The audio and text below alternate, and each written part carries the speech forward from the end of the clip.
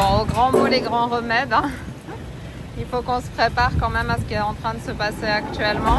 Ouais, parce qu'en Thaïlande, tu as beaucoup de stations-service fermées, tu as les magasins qui sont plus ravitaillés, il n'y a plus d'essence à cause de la guerre. Ça fait que 2 jours qu'il y a eu l'annonce de la fermeture. Et ben là, toutes les stations sont prises d'assaut, ils ont pris tout plein de bidons puis ils remplissent.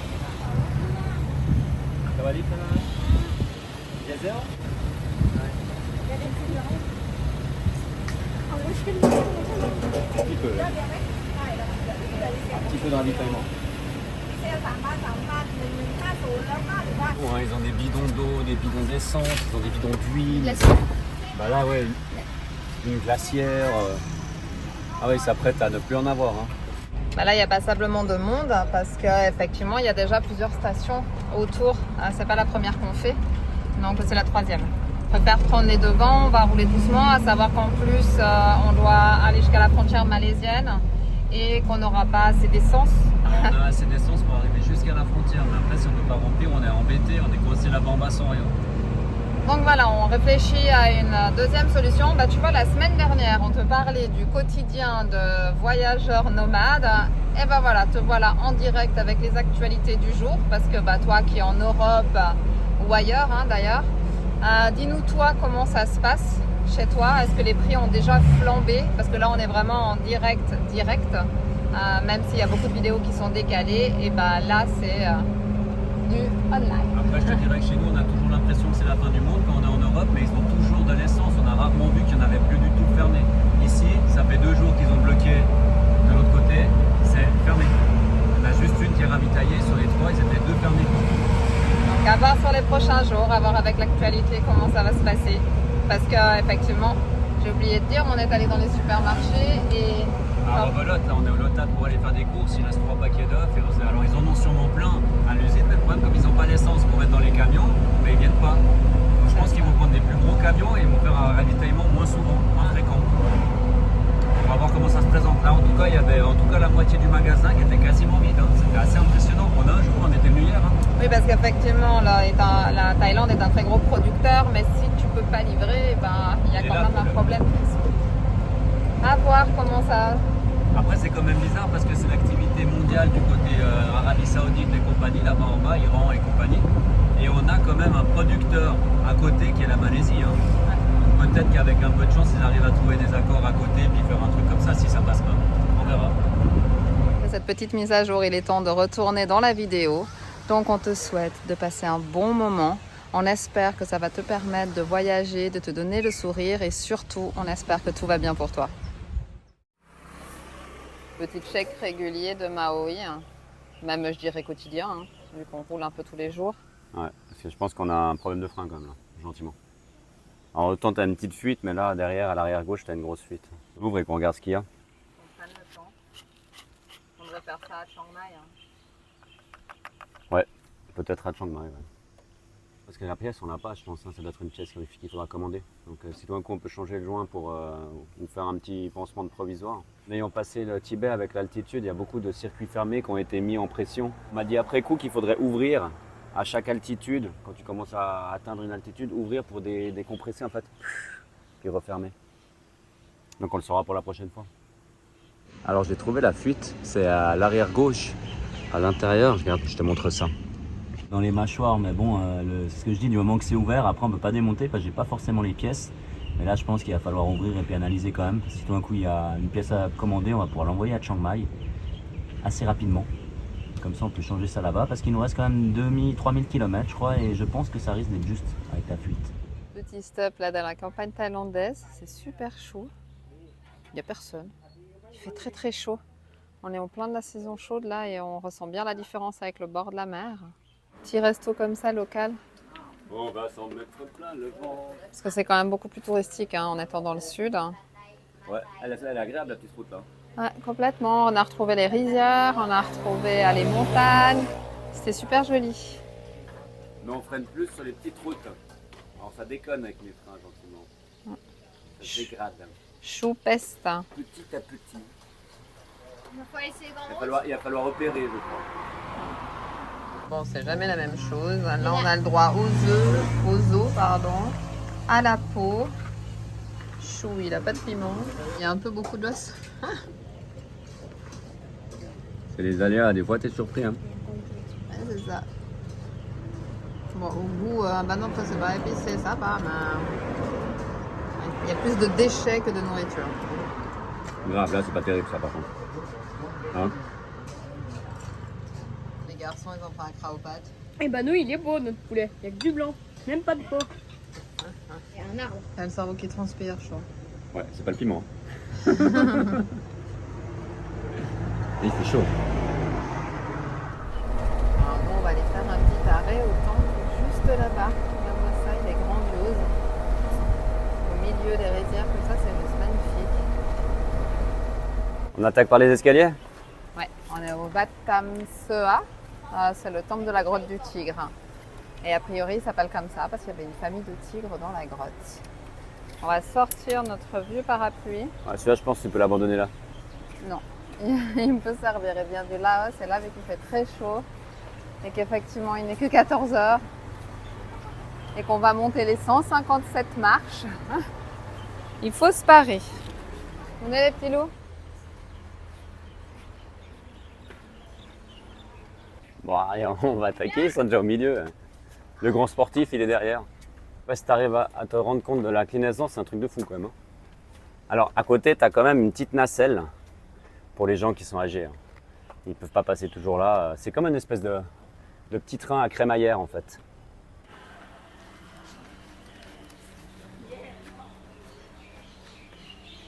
Faire du sport le matin, tu as vu, à chaque fois que c'est un exercice différent, ça ramasse quand même. Hein. Bah, surtout là, avec la chaleur qu'il fait. Il fait combien là? Moi, je pense qu'il fait un ressenti 40. Un bon 40. Voilà, c'est aussi parce qu'on a été tout le long au bord de la mer et on s'est bien habitué. Mais ils annoncent 38 à l'ombre. Oui, donc c'est des ressentis plus de 40. Hein. Donc, voilà, on se plaint pas, on fait tranquillement. Les garçons se plaignent un peu. Enfin, Ilan, Ilan, il voulait jamais. prendre l'ascenseur lui. Lui, il négocie toujours. Hein. Ça fait 6 ans de voyage, 6 ans qu'il négocie. Et pourtant,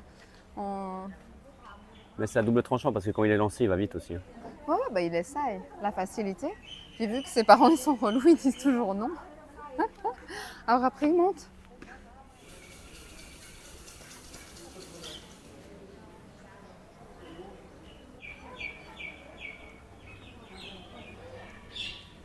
Face à nous, une immense statue de Bouddha doré domine toute la vallée. Nous sommes au Wat Tham Seah, l'un des temples les plus impressionnants de la région. La statue représente Gautama Bouddha assis en position de méditation, symbole de sagesse et de paix intérieure dans la tradition bouddhiste.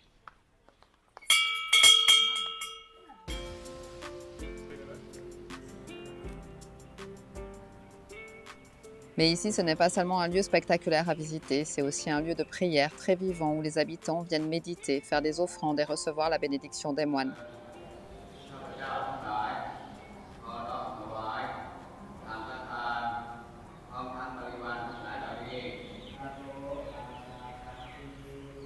Autour du temple, plusieurs bâtiments composent l'ensemble, dont un grand chedi doré, une structure typique de l'architecture bouddhiste qui peut abriter des reliques sacrées.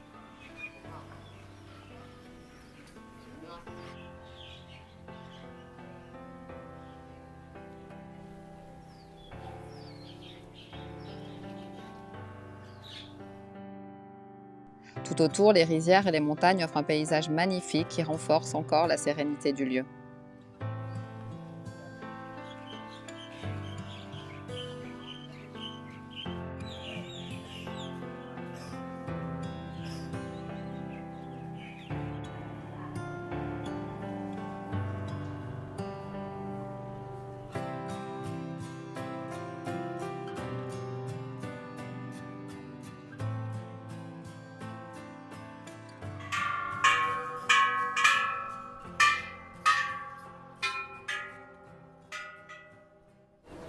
C'est un peu pentu. Hein. Tu avais déjà le vertige en montant. Un autre, Tu vois ce que je te disais? 40 bahts. Il est encore en train de... 40 bahts? C'est quoi la 40 bahts? 40 bahts et puis tu descends. Sans risque de mourir. Et rappelle-moi ton âge, on t'a fait des jambes, elles sont toutes belles, toutes neuves là. Mais c'est pas pour ça, justement, j'ai 12 ans, il ne pouvait pas mourir. Allez, choc dit. Il y a le cinéma. Oh le froussard. Vas-y, il faut le sang, les mains. T'as la ch'touille? Non, ça va. Regarde ça, sans les mains. Ouais, bah. Dylan, j'arrive sans les mains. Sur la barrière. Pourquoi je peux encore mourir?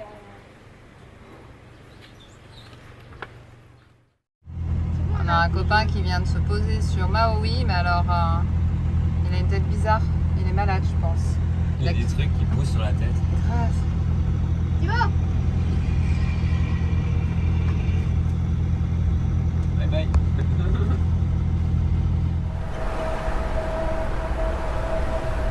Un joli coucher de soleil sur les rizières quand même.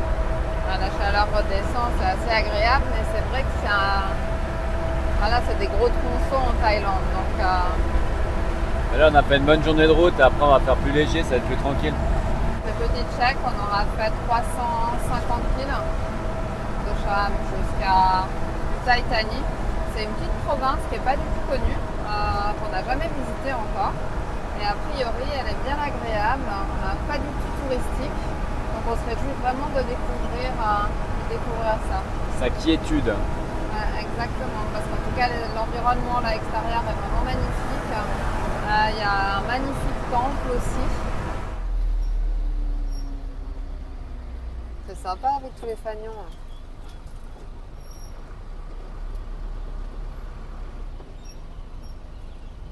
Bon bah on a trouvé ce parking. On n'est pas trop mal. Il n'y a pas grand monde. On n'est pas trop loin du centre. Non pas qu'on recherche à être au centre-ville, mais avec toutes les rizières qu'il y a, on a eu de la peine à trouver un spot quand même. Là ça va, c'est 18h30. Et ça a l'air relativement calme. Et la vue sur la rivière est quand même plutôt sympa. Ils aiment bien, les Thaïlandais, aménager des zones comme ça. Pour faire le sport, pour balader. Donc on verra demain en plein jour ce que ça donne, mais ça a l'air plutôt sympa quand même.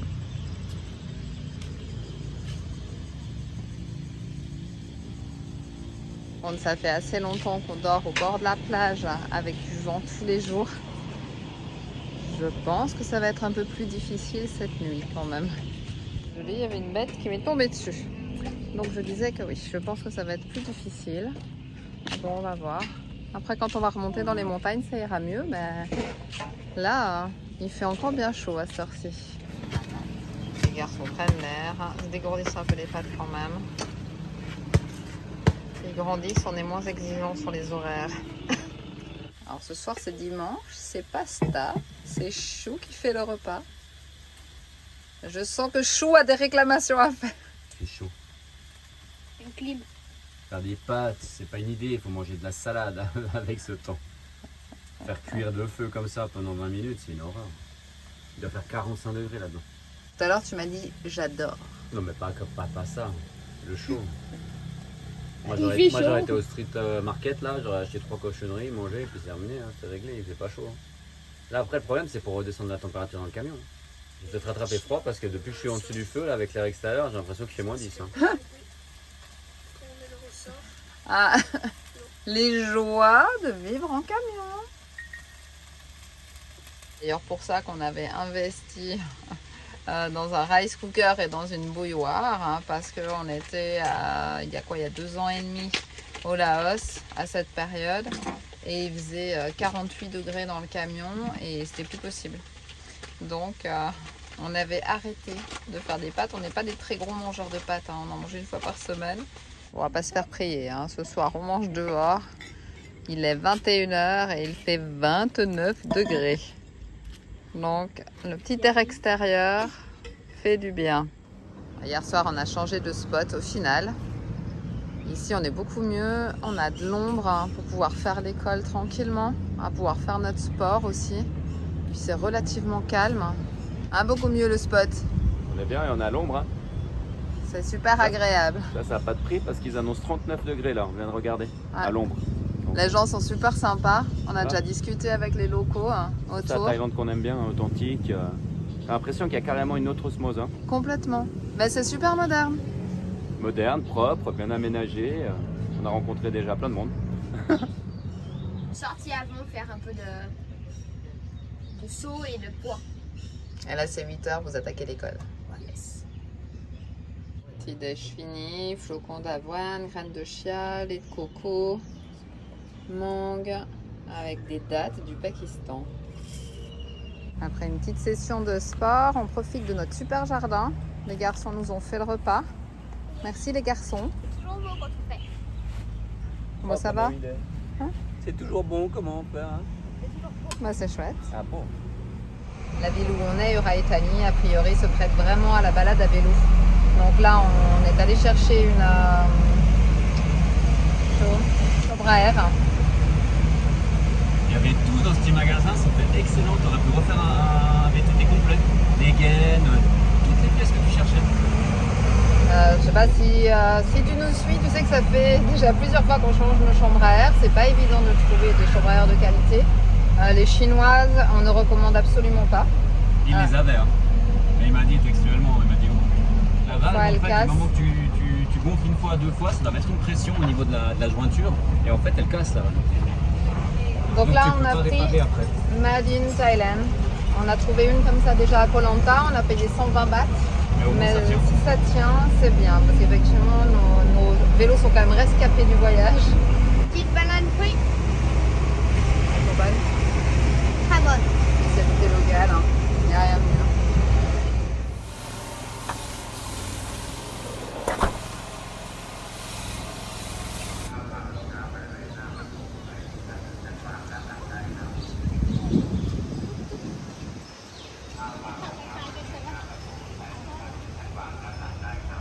Les temples en Thaïlande sont une partie très importante de la culture thaïlandaise, hein, qui est à 95% bouddhiste. On peut en voir partout dans la Thaïlande et c'est vraiment magnifique. Nous, on aime beaucoup, on ne se lasse pas. Ça a un petit côté féerique. Aujourd'hui, on va visiter le Wat Ta Sung. Sung qui veut dire bûche, parce qu'il a été construit à la période d'Ayutthaya avec les troncs d'arbres qui se trouvaient devant le temple. Et ça a donné le nom au temple, tout simplement.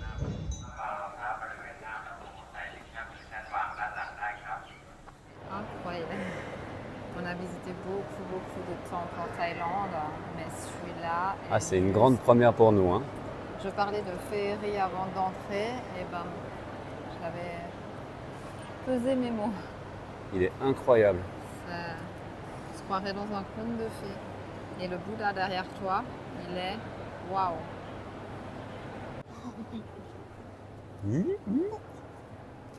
Alors, comment tu le trouves, toi? Ouais, il est joli. Enfin, on avait déjà vu celui d'Emeraude, mais celui-là, ça fait comme des lumières avec les miroirs. C'est joli. À l'intérieur du Wat Ta Sung, le regard est immédiatement attiré par la lumière. Devant les statues de Gautama Bouddha, les fidèles viennent prier, méditer ou déposer des offrandes. Certains s'agenouillent, baissent la tête et prient en silence devant Bouddha. Partout autour de nous, des milliers de mosaïques argentées recouvrent les murs et le plafond. Chaque petit morceau reflète la lumière et donne au temple une atmosphère presque irréelle. Cette immense salle est souvent appelée le temple de cristal, l'un des lieux spirituels les plus impressionnants d'Utaïtani. Au milieu de tous ces reflets d'argent, on ressent une atmosphère profondément paisible où spiritualité et architecture se mêlent pour créer un lieu vraiment unique.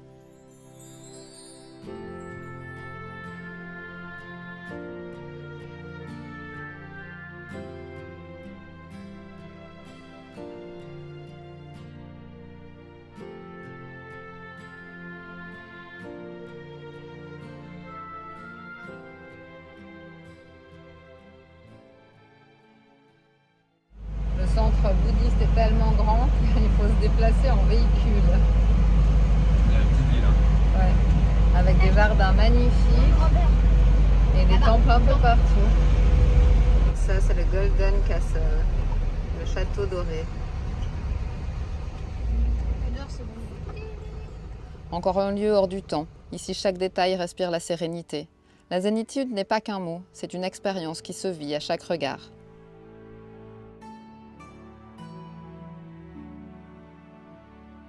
Derrière le temple principal se trouve le Golden Temple, un bâtiment entièrement recouvert de dorures. Son architecture s'inspire des grands temples royaux thaïlandais avec des toits élancés et des détails très finement travaillés.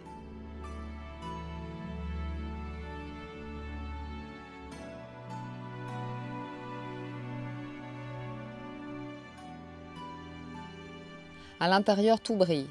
Murs, plafonds et statues sont décorés d'or, symbolisant la pureté, la sagesse et la lumière dans la tradition bouddhiste.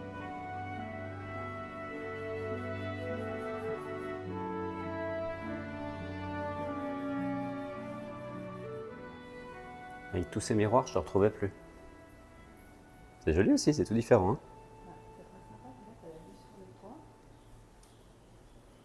T'as toujours peur de te prendre un miroir parce qu'avec tous ces reflets.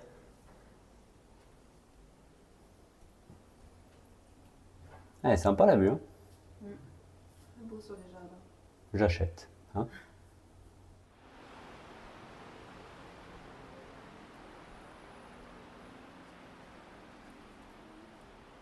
Encore une jolie rencontre. On repart du temple avec des mangues et 2 sacs à main.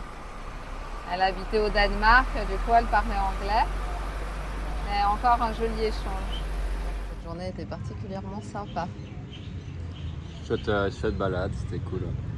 On n'a pas pu tout filmer parce qu'avec la chaleur qu'il fait, en fait, il y a Les appareils, je sais pas, et les batteries, elles descendent à une flèche. Et mon téléphone, il voulait pas charger.